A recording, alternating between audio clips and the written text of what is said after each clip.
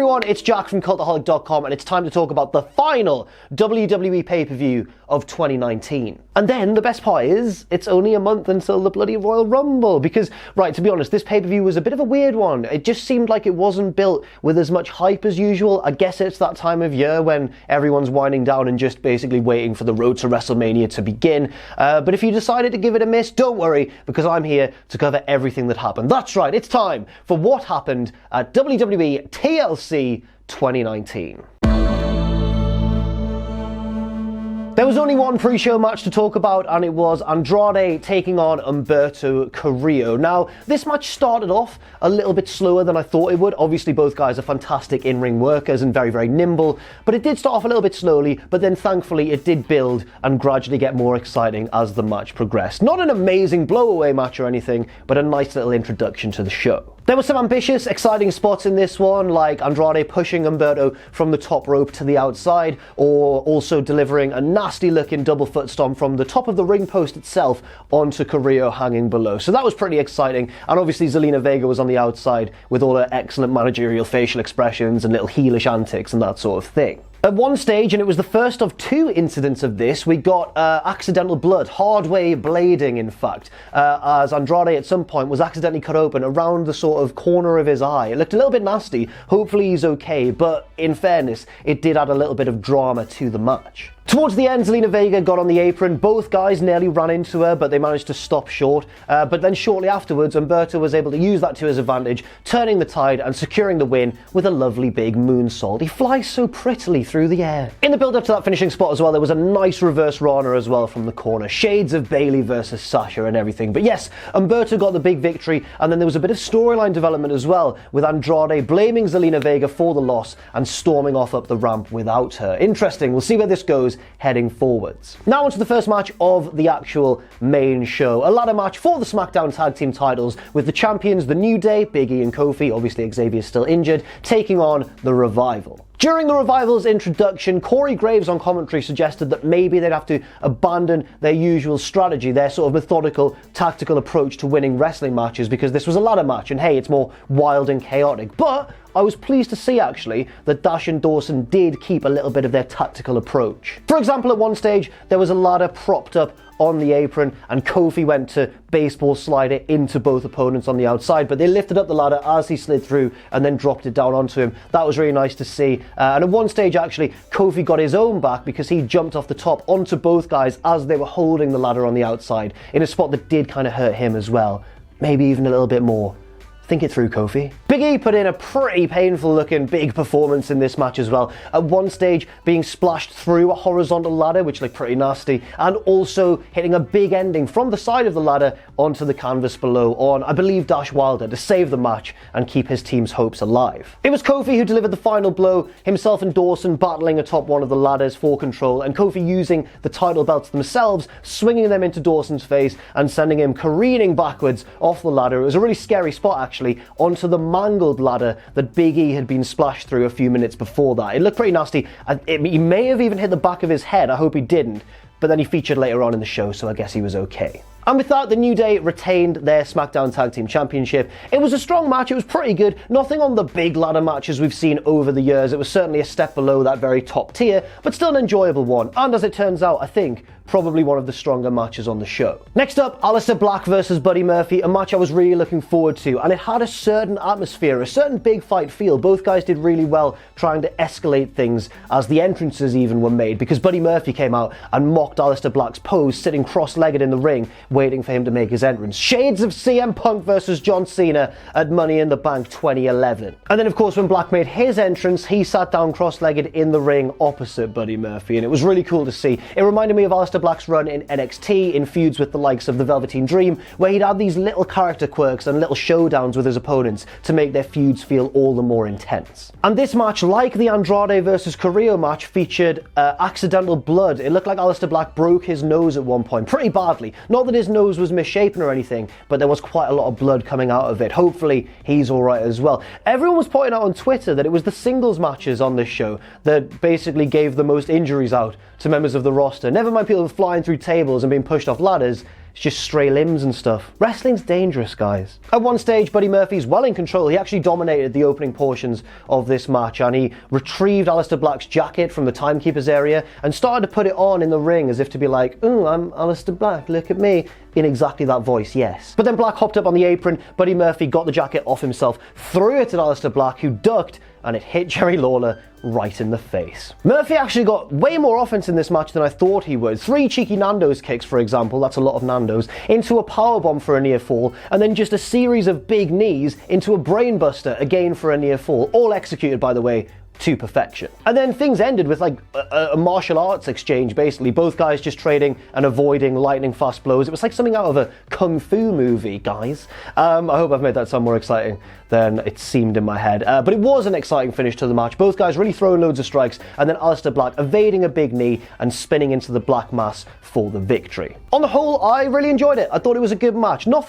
It was similar to the New Day versus the Revival. Nothing groundbreaking, nothing overly spectacular, but just a good, solid, entertaining match. Next up, the Viking Raiders taking on mystery opponents. I thought it was going to be the AOP. I know a few of the other guys in the office thought it might be the Street Profits or the Usos, but it wasn't. Before we find out who it was as well, I have to give a shout out to those 4 lucky fans who were part of the KFC fan experience. Yeah, if you didn't see this, before the match, we basically panned to ringside, inside the guardrail, but in a corner of the ringside area, where there was a table with a lovely KFC spread laid out and 4 lucky fans being given the ultimate fan experience. Those 4 fans, right, there were 2 men and 2 women, all pretty conventionally attractive, pretty big muscles as well. Could they have been wrestlers? I'm not trying to suggest that any of this is staged, by the way.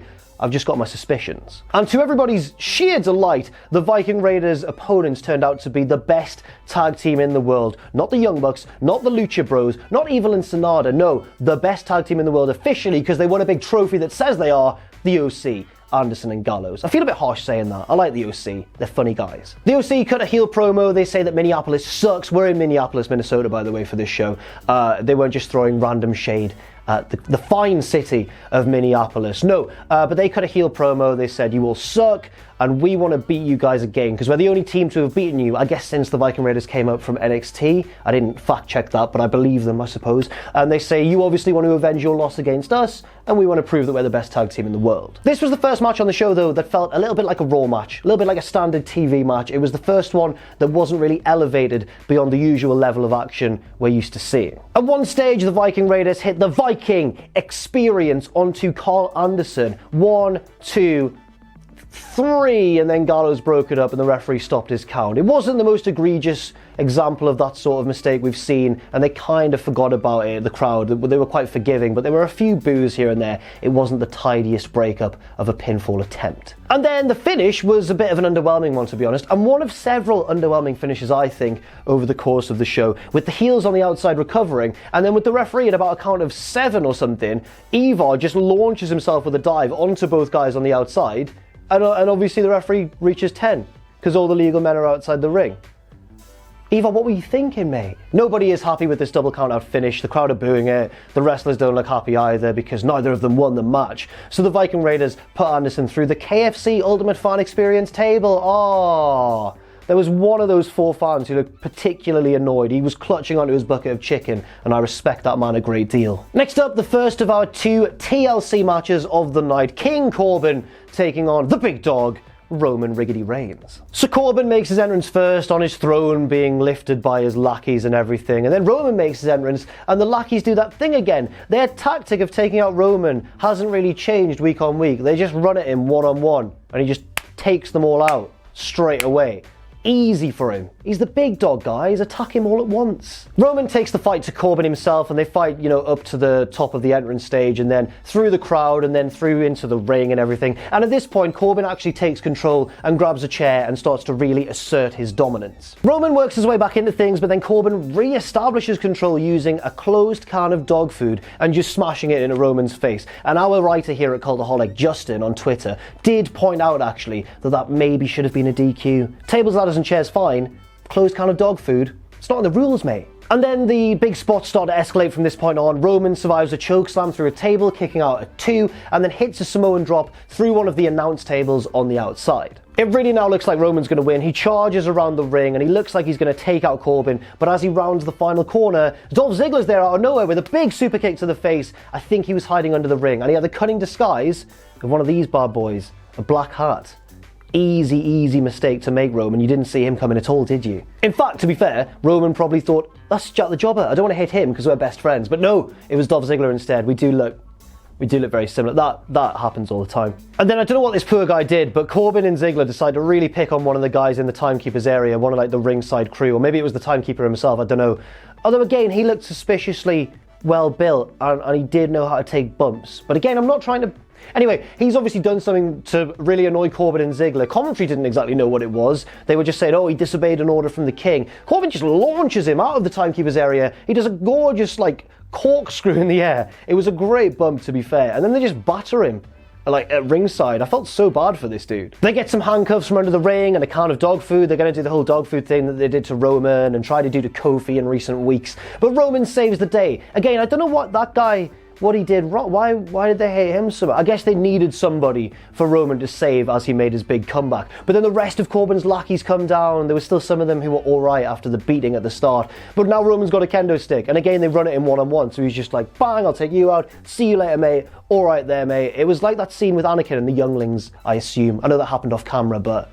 oh, that's a bit of a dark thing to bring up, Jack. There are so many NPCs getting destroyed in this match, but here come some actual player characters. The Revival who come down, and Roman Reigns fights them off, but then Ziggler's back into the fray with a zigzag. Then the Revival hit the Shatter Machine, and then Corbin hits the End of Days, and Roman's got no friends to save him and loses the match. The crowd were even during this little period of the match, they were chanting, Usos, Usos, Usos. Nobody came to save Roman. He's meant to be the locker room leader, but... not the most popular guy, really. The action in this match was okay for the most part. You know, both guys did well. It's just that I really didn't like the booking here. It really reminded me of when Corbin was the GM and just won every match like this, with various people coming in to help him and the numbers game taking its toll. But the action in that match was not over yet, but we'll get to that a little bit later on. Next up, the one we've all been waiting for because the future of all of our children depends on it. The Miz versus, not The Fiend, but Bray Wyatt for the WWE Universal Championship. Now, I'd have liked it, to be fair, if The Miz had come out without all of his usual pointing and posing and everything, because his daughter's involved, his family are involved, you know, Bray Wyatt's threatened them, and I think The Miz should have been more intense and maybe just stormed straight down to the ring. Do you remember when Neville lost the Cruiserweight Championship and looked like he hadn't slept in a week? It was brilliant. To be fair to The Miz, he did look a bit more intense as he was waiting for Wyatt to arrive in the ring. And then here comes the champion, here comes Bray Wyatt to the Firefly Funhouse theme tune. And he's obviously just in his normal, like his sweater and everything, he's looking lovely. It's so surreal to see Bray Wyatt not on the Titantron, but in real life, in the real kind of realm, because he's walking out smiling and waving at everybody. He gets on the announce table, he's like, hey guys, I'm so excited to be here. It's really funny. And the crowd love it. They're cheering him over the guy whose family is threatened. Wyatt at one point even walks around the ring and this guy's like, can I have a selfie please, Bray? And he's like, yeah buddy, come on, get in here. It was really funny. The bell rings and Miz goes straight for Bray Wyatt and he's kicking him and he's hitting him with strikes and the referee's like getting to the 5 count and then having to stop him and being like, Miz, calm down. And Bray's refusing to fight back. He's like, have you calmed down yet? Are you okay? And I think that was an interesting start to the match, but it did drag on for a little while, and then Bray eventually fought back anyway. I was interested to see how they'd get through this match with Bray still being a pacifist, but he wasn't at all. He did fight back. He went for the Sister Abigail at one point, but The Miz reversed it and hit the skull-crushing finale, but he didn't go for the pinfall.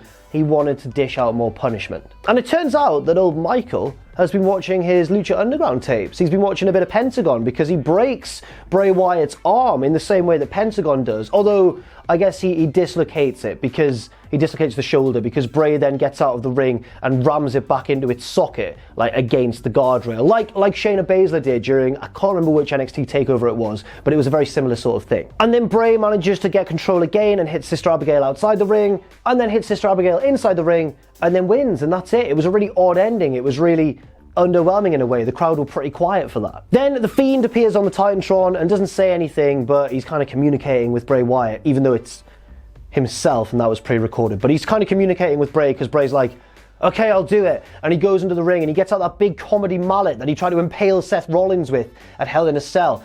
And Michael Cole acts like he's never seen it before. He's like, what's that? It's some kind of giant mallet. We've seen the mallet be used before. But before he can use it on The Miz, the lights start to go out one by one, like signaling the arrival of The Fiend, but he's already there. So what I thought was going to happen was that the lights would go out, and then when they came back on, Bray would have done like a quick change of outfit, and suddenly he'd be The Fiend. But instead, the lights didn't go completely out, and Bray was really happy. He was like, he's here, finally. Does he not realize, first of all, that him and The Fiend are the same person? Anyway, I don't want to think about it too much, but instead of The Fiend, it's Daniel Bryan. The crowd are wild for Daniel Bryan to be here. He's still as over as ever. He's one of those people who's just never not going to be popular. He hits the running knee, he beats down Bray Wyatt, pulls down his hood, he had a hood on, and he's got short sort of 2010 era hair, or maybe a little bit like the American Dragon in Ring of Honor. Everybody's really excited to see that. He looks great. He hasn't aged a day in about 10 years. And then he gets the mallet, he goes to presumably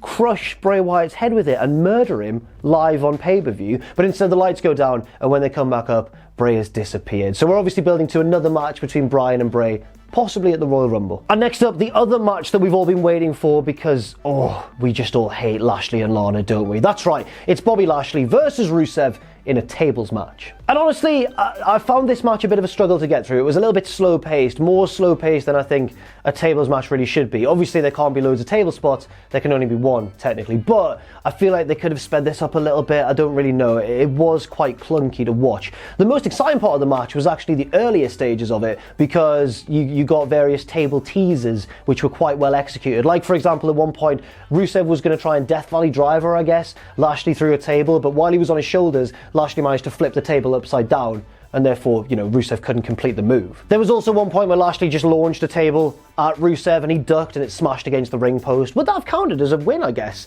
if the table had just broken around Rusev? I don't quite know. And then at one point as well, Rusev knocked Lashley off the apron and there was a table waiting below, but Lashley was able to, really impressively actually, just jump clean over it and land nearer the entrance ramp. At one stage, Rusev goes up to the sort of top of the set and gets a guardrail. Not like a WWE one, more like an old school WCW or WWF one with the railings instead of the solid. It was nice to see. He brings it to ringside, sets it up diagonally against the apron and gets chokeslammed through it. That looked really painful. Eventually they get back in the ring. Rusev manages to make his comeback. He's got a kendo stick. It's helping him out. But then what's not helping him out is his ex-wife on the outside. Lana gets in the ring. She jumps on his back. She claws at Rusev's face. He manages to get her off, but then Lashley spears him into a table in the corner, which doesn't break. I don't know if it was set up differently so that it didn't break with the legs maybe, or if it was meant to break. But either way, they managed to still end the match quite well. Lashley just immediately wasted no time and gave Rusev an overhead belly to belly through a table in the other corner behind him. And again, there was nothing really wrong with this match, but the crowd were a little bit burned out for it, especially because it was the big blow-off, or it seemed to be.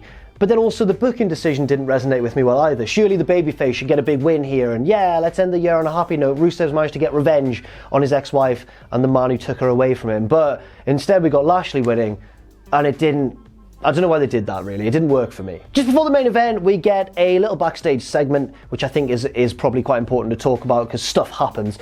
First of all, it's the Street Profits, Montez Ford and Angelo Dawkins doing their Street Profits thing, hyping the show we've seen so far. Wow, what a great podcast, etc. And then, for some reason, Montez asks Dawkins, what do you think? Have you got any advice for Lana and Lashley if they do get married? And Dawkins says, yeah, get a vasectomy. Alright, each to their own, he can do what he wants. But then they're cut off because Roman and Baron Corbin, or King Corbin, excuse me, are still brawling after their match. It's not over yet, which is fine. That makes sense. Roman really hates Baron. Baron hates Roman. I can understand. But then, like, 10 other guys from SmackDown are also involved. Like, the New Day are there. They're brawling with the Revival, I think. But then, I think Chad Gable or Shorty G was there. He wasn't even on the show. Buddy Murphy was there. And it was never really, I don't think it was particularly explained. It was just like, oh, what a crazy brawl that's going on. It wasn't like, something's brewing backstage on SmackDown and we don't know why they're all doing this. I think it would have worked if they justified it like that, but it just seemed a bit random. We'd find out why at the very end of the show, but it seemed a bit arbitrary really. And now it's time for the main event, the women's tag team title TLC match, the Kabuki Warriors, Asuka and Kairi Sane, taking on the challengers, Becky Lynch and Charlotte Flair. This match got given plenty of time and it was a pretty fun one. I don't know if it was as good as the New Day and the Revival, but they certainly went all out and they did some pretty big spots here and there. There were some fun spots as well earlier on before the big guns got brought out, such as Becky and Charlotte basically playing tennis with Kairi Sane, throwing her from one announce table to the other. That was quite fun. Kairi at one stage tried to escape from them under the ring, but they grabbed her feet, but when they pulled her out, she had a fire extinguisher and sprayed it in their eyes. I love a fire extinguisher spot. Can't get enough of it. Have a fire extinguisher in every single match, please. In fact, let's change this pay-per-view to freshen it up a bit, because let's be honest, TLC feels a bit dated these days, and especially when it comes at this time of year when everyone's just waiting for the Rumble, as I said in the intro.